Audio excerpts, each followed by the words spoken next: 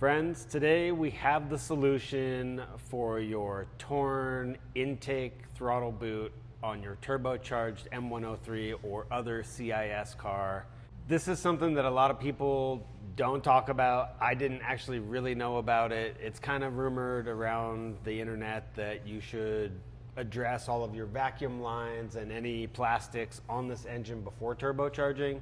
But what you may not know is that the intake boot, which is under the CIS system, the throttle boot, is a rubbery thing that at 20 years old is probably nice and firm, but will eventually give way and tear, leading to unmetered air and strange performance on your turbo. The symptom was pretty interesting, right? It's like it just wasn't getting boost no matter what we did to it, but it was also, it was a stuttery, fluttery situation where it seemed like at about 3,000 RPMs, no matter what sort of boost load or whatever, it was sputtering. It wasn't getting the air that it needed because it was just blowing by.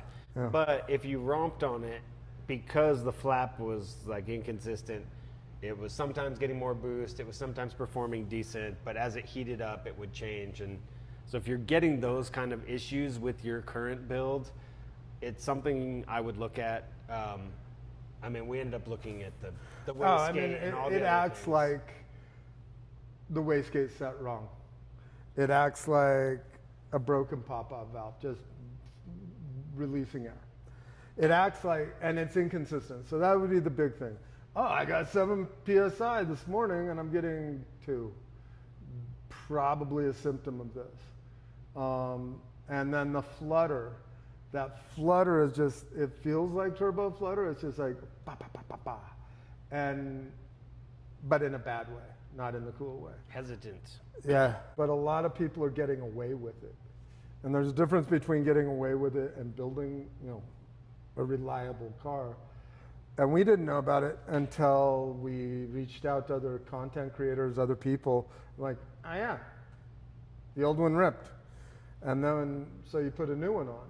The new one doesn't hold. There's not enough interface in the clamping surface to hold it under any, well, maybe 5 PSI, but that would be a stretch. Right. And yes, I did Toyota black glue, silicone adhesives, didn't help.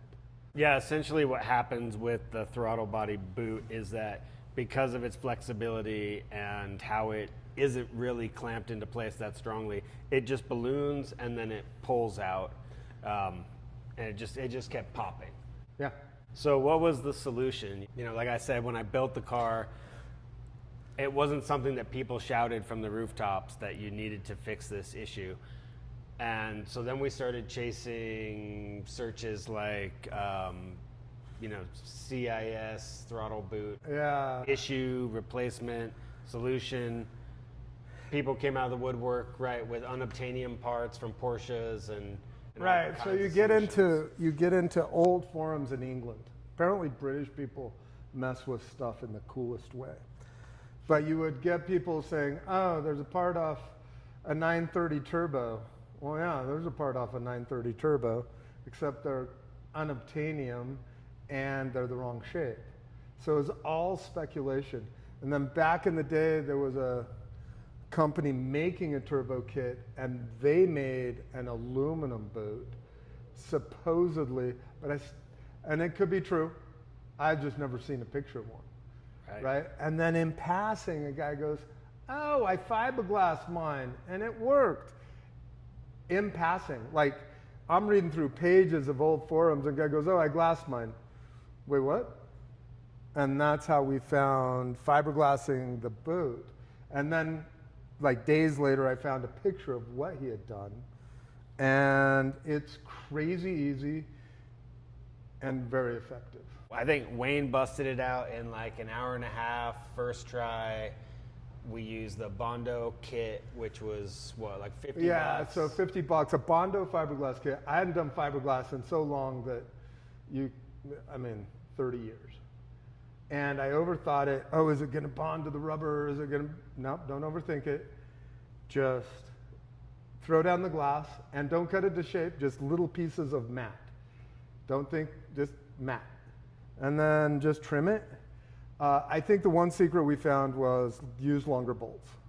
Right. So you're using longer bolts, so you drill through and hold the fiberglass.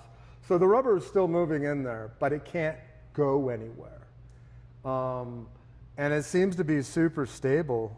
And honestly, like, originally I thought it was going to be kind of a big deal to get underneath the whole fuel distribution system and get to the boot, but it's really not that big of a deal. You just take your time.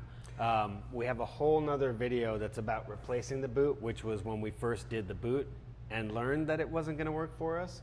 So you can follow, link in the description to go find that one, and that'll show you how we basically did this. You just take your time with the fittings, use the right tools. Came apart pretty easy, goes back together easy. So it's something you definitely should do. Could you get away with using your original boot if it's still intact? I'd say you definitely could, but the cost of the boot was like $40. Right. And you got to take it apart anyway, so you might as well just put a new boot in there and start with a fresh one. My boot, which I'm just gonna guess was 170,000 miles old, 20, 30 years old.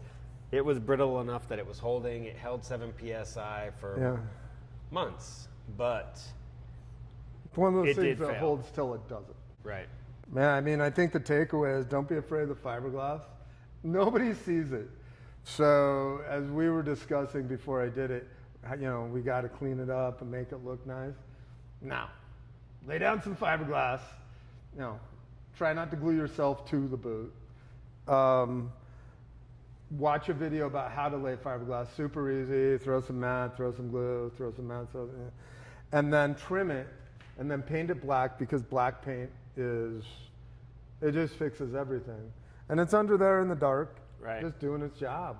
Yeah, so a really good solution. I mean, it's really like the cup to your goodies.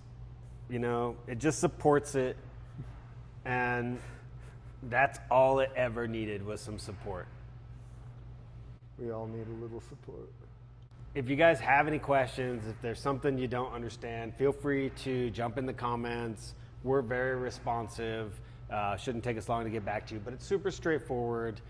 If you don't know what we're talking about, but you're still at this point of the video, you could go check out the other videos on the channel for the M103 turbo build. There's a whole build series. There's the video, like I mentioned earlier, that shows installing a new boot, not the fiberglass one. This is the fiberglass video. So there you go, friends. I think that's probably all they need to know. Yeah, no. If you're gonna decide to do this, plan on doing that boot. It's not optional, really. Right. Because when it blows, it blows. It's gonna come get you.